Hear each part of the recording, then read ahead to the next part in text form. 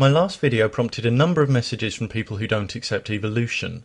This video addresses some of their misconceptions and explains some of the basics.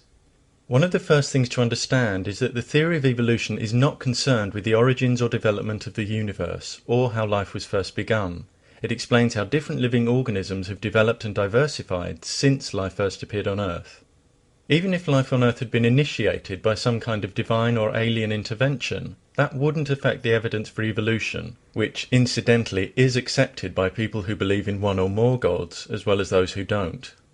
To start with some observations that are easily appreciated, we know that physical characteristics of parents are inherited by offspring, and that through the artificial process of selective breeding, many traits exhibited by a given life form can be exaggerated in later generations. This can be achieved fairly simply by mating together individuals that exhibit those traits most strongly and repeating this process with successive generations. Breed only from horses with good competition records and their offspring will tend to perform well also. Breed only from aggressive dogs and their offspring will tend to be aggressive. Many who happily acknowledge this kind of artificial selection are the same people who label evolution impossible or a fairy tale.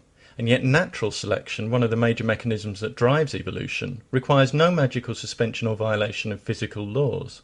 It merely states that traits also emerge and reproductive opportunities are also limited because of factors other than human influence. If a greyhound breeder selects only the fastest dogs for breeding stock, and in the wild female birds of paradise favour males that have the most impressive plumage, so that only those males get the opportunity to reproduce, then both nature and the greyhound breeder are favouring certain individuals for reproducing offspring and passing on their genetic information to the next generation. Before I say more about natural selection, I want to mention another commonly misunderstood term, mutation. Many think that when biologists talk about mutation, they're referring only to dramatic malformations like animals with extra limbs or heads, or far-fetched scenarios like dogs producing cats, or even morphing into cats. These are misconceptions. Mutations are simply changes in genetic variation within a population, brought about by insertions, deletions, and recombinations of the DNA sequence. But mutation isn't the only cause of variation, because it's not only the DNA sequence that's important to evolution. Epigenetic studies, for example, show that genes can be switched on or off, and that this genetic activation or inhibition can be inherited and expressed in later generations.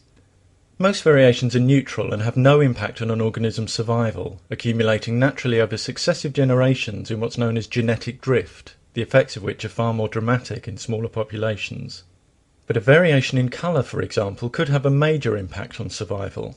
Take this insect. If genetic variation makes some of its offspring less conspicuous to predators, they'll have a greater chance of surviving and reproducing, and in the course of time the insects with this variation may become more abundant within the population. If the variation makes other offspring more conspicuous to predators, they may not survive to reproduce, and the variation may vanish from the population through natural selection. Many who don't understand evolution try to discredit it by equating it with pure accident. But it's not pure accident that camouflage, hooves, petals, antennae, fins, wings, eyes, and roots have evolved in the natural world. All these physical characteristics have served specific functions in contributing towards different organisms' reproductive success, and clearly if the organisms that exhibit these characteristics manage to reproduce, they perpetuate their genetic information, including the information for the characteristics, in the next generation. Even attributes that give no particular advantage to an organism can still be favoured if they're associated with other attributes that do. For example, having leaves that appear green isn't necessarily beneficial to plants, but chlorophyll is green and chlorophyll is beneficial because it enables plants to gain energy from light by photosynthesis. When it comes to beneficial characteristics, there's no one-size-fits-all. Bulk may be a great advantage for a walrus wanting to dominate its rivals, but it would be a distinct disadvantage to a spider monkey that's adapted to a life of swinging nimbly through trees.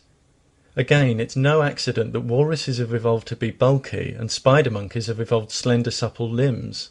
These physical attributes have helped them to operate in their respective environments, to survive and compete for reproduction. People who say that evolution is all about impossibly unlikely accidents and blind luck often like to claim that the probability of life forms evolving is the same as the probability of winning the jackpot on a one-armed bandit hundreds of times in a row, or even thousands, depending on how creative they're feeling with numbers. But miraculous accidents are the opposite of what evolution is about. If we're going to use the one-armed bandit analogy, then evolution presses the hold button on almost all symbols on every pull of the lever. Starting with a word, we only need to change one of its letters to turn it into a new word. Changing one letter from this word results in further new words. And if we carry on repeating the process, we can produce words that have no letters in common with the original. Dramatic change can be achieved one small step at a time, and this is what happens with evolution, except that with evolution, countless mostly minute changes have accumulated over millions of years. If members of a given species become geographically isolated from each other, each group may end up having to respond to very different environments and predators and adapt to very different ways of gathering food. Any genetic variation will no longer be shared throughout the whole population, but only within each group, so that genetic drift and natural selection may lead to the emergence of two distinct populations, which after a given period of time may no longer be related closely enough to interbreed.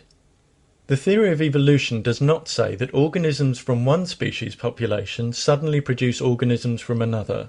Dogs don't produce cats. Nor does the theory of evolution say that individual organisms change species. Individual apes don't morph into humans. Nor again does the theory of evolution demand the existence of crocoducks. The crocoduck argument implies that evolution requires all possible combinations of known species to exist. If you require a crocoduck to exist, you require a rhinopus to exist. If you require these to exist, you require a rhino-crocoduckpus to exist, and so on towards infinity.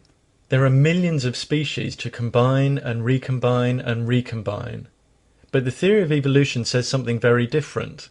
It doesn't reward every possible combination of physical features. Even once successful species are being driven to extinction all the time. Evolution rewards only whatever is most efficient at reproducing itself. No particular species is guaranteed to emerge through evolution. Some people feel that an acceptance of evolution implies or leads inevitably towards the desire for supremacist control over the breeding of human beings. But recognizing facts about nature doesn't mean you have any wish to apply them to social policy and commit gross violations of human rights. Evolution isn't an endorsement of eugenics, any more than accepting the fact that the females of numerous species kill and eat the males after mating is an endorsement of cannibalism. It's simply a recognition of reality. Besides, we've already unwittingly been applying evolutionary principles to the artificial refinement of plants and animals for hundreds of years. The humble banana wouldn't exist without humans, because the fruit of the banana tree is sterile and it depends for its survival on human cultivation by vegetative cloning. The banana in your fruit bowl has a rather interesting history. It's quite unlike the wild banana from which it's derived, which is dark green and contains inedible pips. This naturally occurring variety was bred into the green and red cooking bananas we call plantains through systematic cultivation over many hundreds of years. But in 1836, the Jamaican Jean-François Peugeot found that one of the plantain trees on his plantation was bearing yellow fruit rather than green or red. A natural mutation had changed its colour and given it a sweeter taste, making it edible without any need for cooking. This was the birth of the modern dessert banana, and it's one of the great ironies that the very fruit that's cited so often by anti-evolutionists as an example of something that they claim arrived on the planet perfectly designed for human consumption is actually the product of well-documented artificial selection and natural mutation, which would cease to exist altogether in its present form without human intervention. If you claim that the theory of evolution says any of the following, it shows either that you simply don't understand what evolution is, which can be remedied with a little reading from trustworthy sources, or that you're being deliberately dishonest and trying to create confusion about science in the hope that this will lead to more support for your position. Either way, attempts to make evolution seem like a fairy tale by both the misinformed and the dishonest will continue to be exposed. The real fairy tale is the claim that evolution has anything whatsoever to do with dogs giving birth to cats, crocoducks, and animals morphing into other species or popping into existence through pure accident. If you speak to anyone who knows about and accepts evolution, you'll find that these ideas are as ridiculous to them as they are to the anti-evolutionist. And if you're a reasonable person, this should also make you wonder very seriously why, if these people are so confident they can prove evolution's impossible, they need to concoct such demonstrably false propaganda about it.